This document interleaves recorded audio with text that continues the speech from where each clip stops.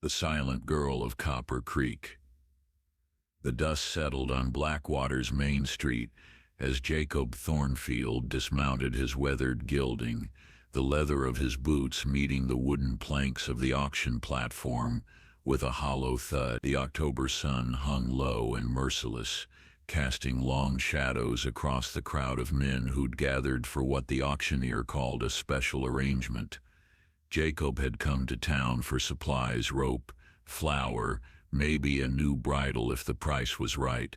He hadn't come for this, but there she stood on the platform, barely 17 by his reckoning, with dark hair that hung like a curtain around her face, and words carved into a wooden placard hanging from her neck.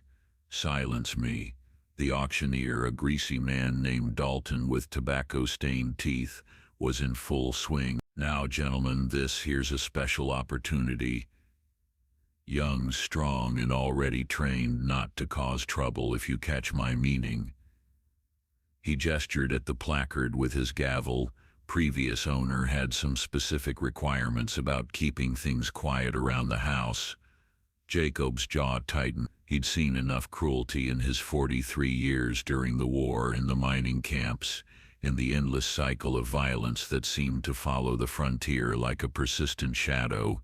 But this felt different, wrong in a way that made his stomach turn. "Do I hear $50? Dalton called out. "50, shouted a man Jacob recognized as Silas Crawford, who owned a saloon on the edge of town. Crawford's reputation with women was darker than his whiskey. "60, came another voice. Jacob found himself studying the girl more closely. She stood perfectly still, her gaze fixed on some distant point beyond the crowd, as if she could will herself somewhere else entirely. There was something in her posture, not submission exactly, but a kind of coiled tension, like a spring wound too tight. 75. The bidding continued, and Jacob felt something cold settle in his chest. He thought of his ranch 15 miles north of Blackwater, where he'd spent the last 5 years rebuilding after losing everything in a poker game to a man who turned out to be cheating. He thought of the silence that filled his cabin each evening, broken only by the wind through the pines and the occasional cry of a hawk. $100, Crawford's voice boomed across the platform. Jacob had been planning to use that money to buy winter feed for his cattle. Without it, he'd lose half his herd before spring. But as he watched the girl's hands clench almost imperceptibly at her sides, he found himself stepping forward. 150. The crowd turned to look at him, and he felt the weight of their stare. Jacob Thornfield was known as a fair man, but a solitary one. Someone who kept to himself and his land, who came to town only when necessity demanded it. Crawford's eyes narrowed. 175, 200, Jacob said, his voice steady despite the hammering of his heart. A murmur went through the crowd. $200 was more money than most men saw in 6 months. 200 going once. Dalton's voice cracked with excitement. Crawford opened his mouth as if to bid again, then seemed to think better of it. He spat into the dust and pushed his way through the crowd, muttering curses. Going twice. Sold to Mr. Thornfield. Jacob approached the platform on unsteady legs. Up close he could see that the girl's dress, though clean, had been mended multiple times. Her hands bore the calluses of hard work, and there was a small scar above her left eyebrow. When Dalton roughly pulled her forward to hand over the rope tied around her wrists, Jacob saw her flinch. "Here you go, Thornfield," Dalton said, pressing the rope into Jacob's hands along with a folded piece of paper. "Here's her papers. Name's Elena Vasquez. Speaks English well enough, though you won't have to worry about her talking your ear off." He laughed at his own joke. Jacob looked down at the rope in his hands, then back at Elena. For the first time their eyes met. Hers were the color of coffee, dark and deep, and in them he saw something that reminded him of a wounded animal, alert, wary, but not yet broken. Without a word, Jacob untied the rope from her wrists and let it fall to the platform. Elena's eyes widened slightly, but she made no move to run. "Come on," Jacob said quietly.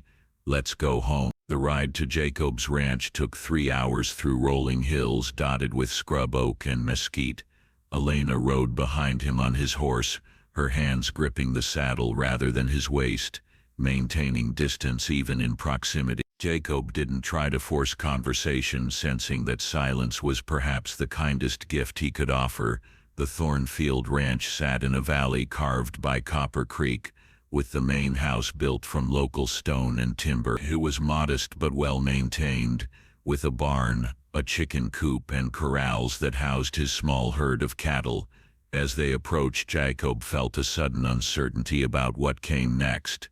He helped Elena down from the horse, noting how she immediately stepped back to put space between them. The wooden placard still hung around her neck, and Jacob found himself staring at those 2 words. "Silence me, Elena," he said, and she looked up at him with those watchful eyes. "I want you to know something. I didn't buy you to. That is, I'm not looking for." He struggled to find the right words. "This is your home now if you want it to be. You'll have your own room, your own space. No one's going to hurt you here."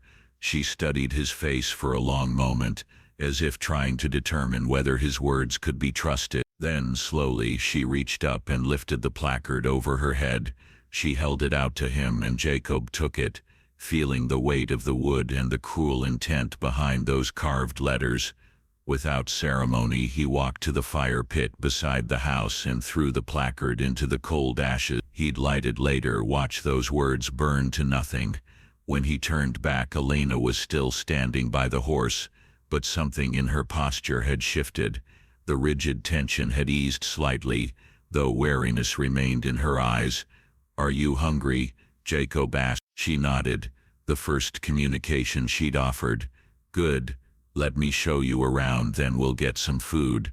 Over the following weeks, Jacob established a routine that respected Elena's need for space while ensuring she knew she was safe. He gave her the guest room at the back of the house, which had its own entrance through a side door. He showed her where the food was kept and made it clear she was welcome to anything she needed.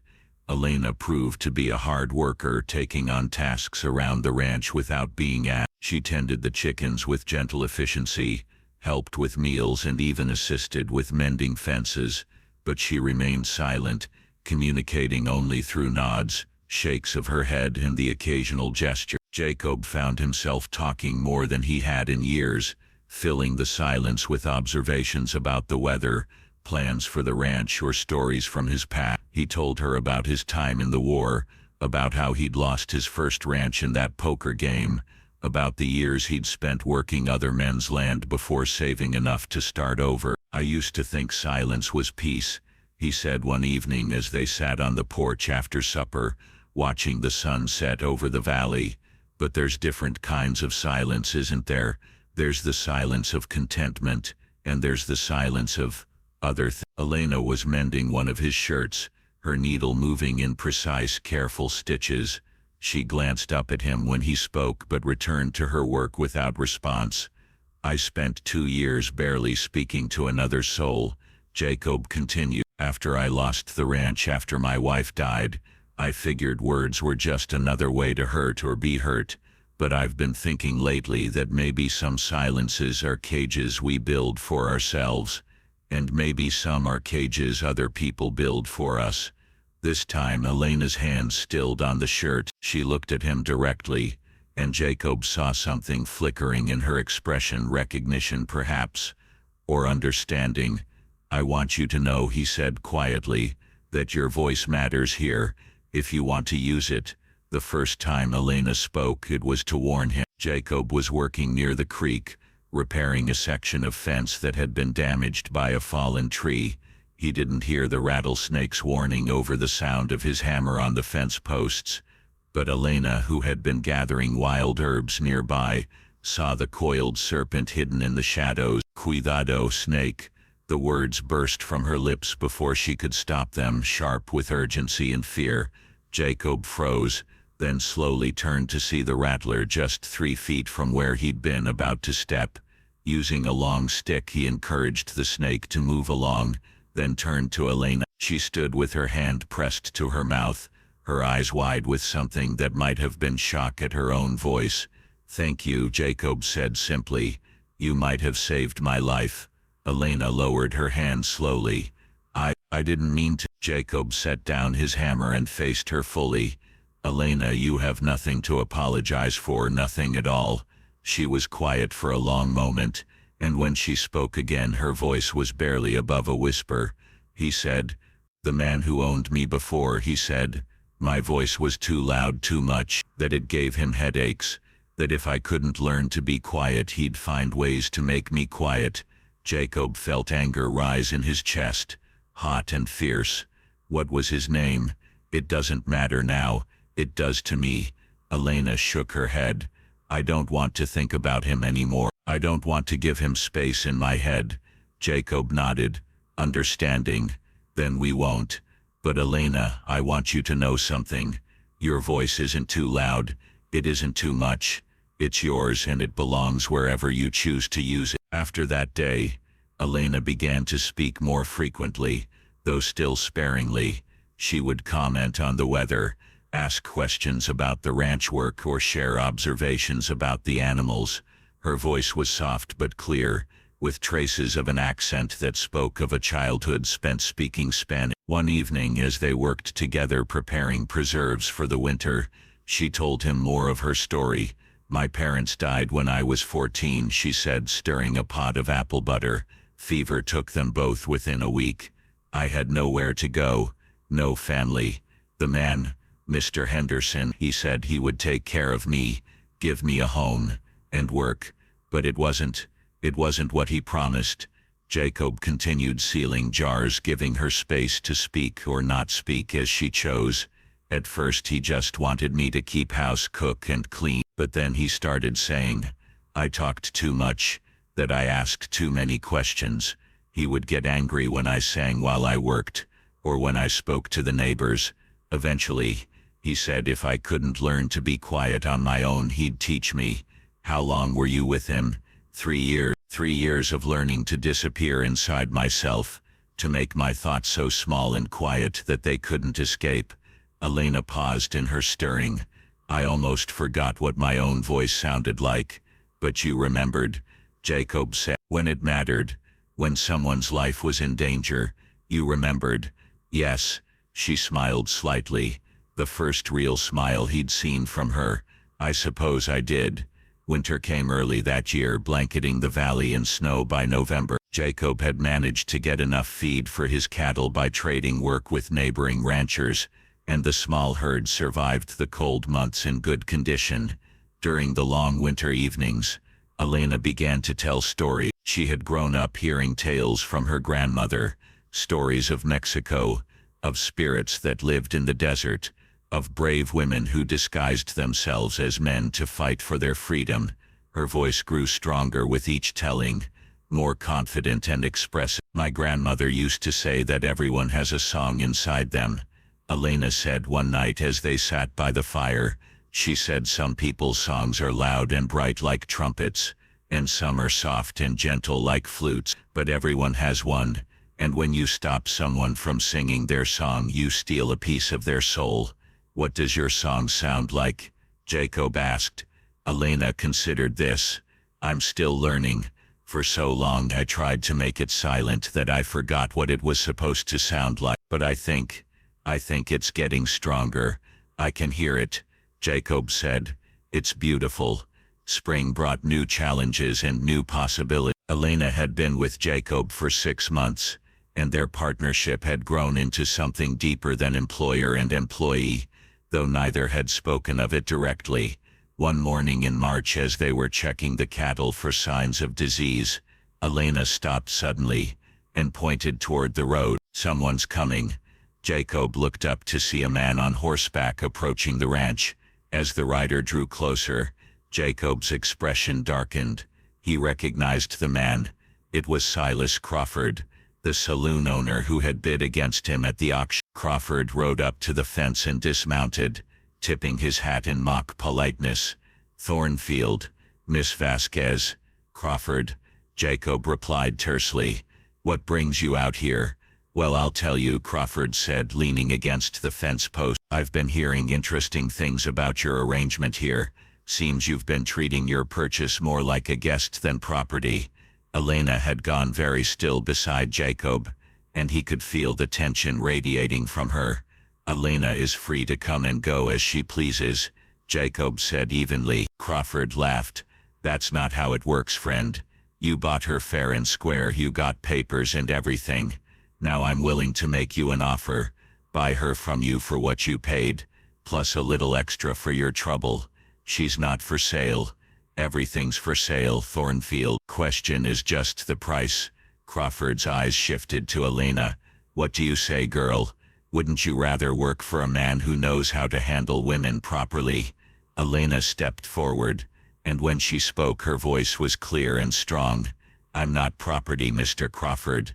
I never was, and I choose to stay here. Crawford's expression darkened. Now that's interesting, because according to the law you belong to whoever holds your papers, and last I checked, Thornfield's got those papers. Elena looked at Jacob and he saw something pass across her face. Fear, but also determination. Then I guess we need to change that, don't we? The next day, Jacob and Elena rode into Blackwater together. Their first stop was the courthouse, where Jacob asked to speak with Judge Morris. The judge, a fair-minded man in his 60s, listened as Jacob explained the situation.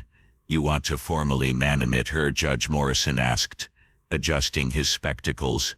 I want to destroy any legal claim that she's property. Jacob said, I want her to have papers showing she's a free woman, able to make her own choices. The judge looked at Elena. And you, Miss Vasquez, is this what you want? Yes, sir. More than anything. Well then, it's a simple matter. We'll draw up the paperwork right now. An hour later, Elena walked out of the courthouse with documents declaring her a free woman. But their business in town wasn't finished. Their next stop was the church, where they found Father Miguel preparing for evening mass. Father, Jacob said, Elena and I would like to speak with you about marriage. Elena looked at him in surprise. They had talked around their growing feelings for each other but had never spoken of marriage directly. That is, Jacob continued, looking at Elena, if Elena would have. I know I should have asked properly, with flowers and pretty words, but I want you to know that if you'll have me, it would be as my equal, my partner, not because you have no other choice, but because you choose it freely. Elena's eyes filled with tears, but she was smiling. Yes, I choose this. I choose you. They were married 2 weeks later in a simple ceremony attended by a few neighboring ranchers and their families. Elena wore a dress she had sewn herself from fabric Jacob had bought in town, a deep blue that brought out the warmth in her dark eyes. At the reception, held in their own home, Elena stood to address the small gathering. Her voice was steady and confident. 6 months ago I believed I had no voice, no choice, no future beyond what others decided for me. I lived in silence because I thought that was all I deserved. She looked at Jacob, then at the faces around her. But I learned that silence can be a choice too, and so can speaking. Today, I choose to speak. I choose to sing. I choose this life, this man, this home that we'll build together. She paused, then added with a smile, and I choose to be very, very loud about how happy I am. The gathering erupted in laughter and applause, and Jacob felt his heart swell with pride and love.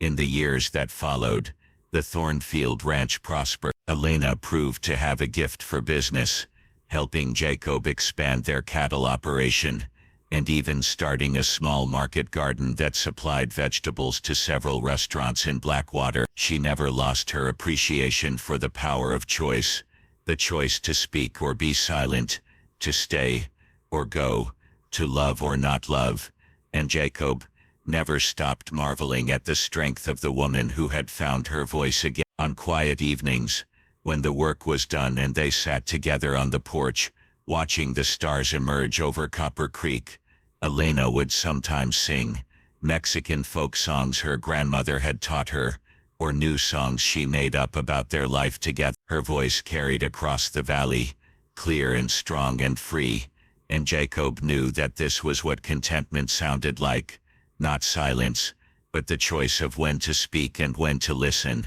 when to sing, and when to simply be present in the moment. They had 3 children, 2 boys and a girl, and Elena raised them to understand that their voices mattered, that their choices were their own, and that silence imposed by others was a form of theft, but silence chosen freely could be a form of power. The wooden placard that had once hung around Elena's neck had long since turned to ash, but sometimes when the wind was just right, Jacob swore he could hear the echo of those burned words being carried away on the breeze, replaced by the sound of Elena's laughter, their children's voices, and the ongoing song of a life chosen freely and lived without apology. In a world that too often tried to silence women, Elena Thornfield had learned to sing, and in learning to listen, truly listen to her voice, Jacob had found his own song as well.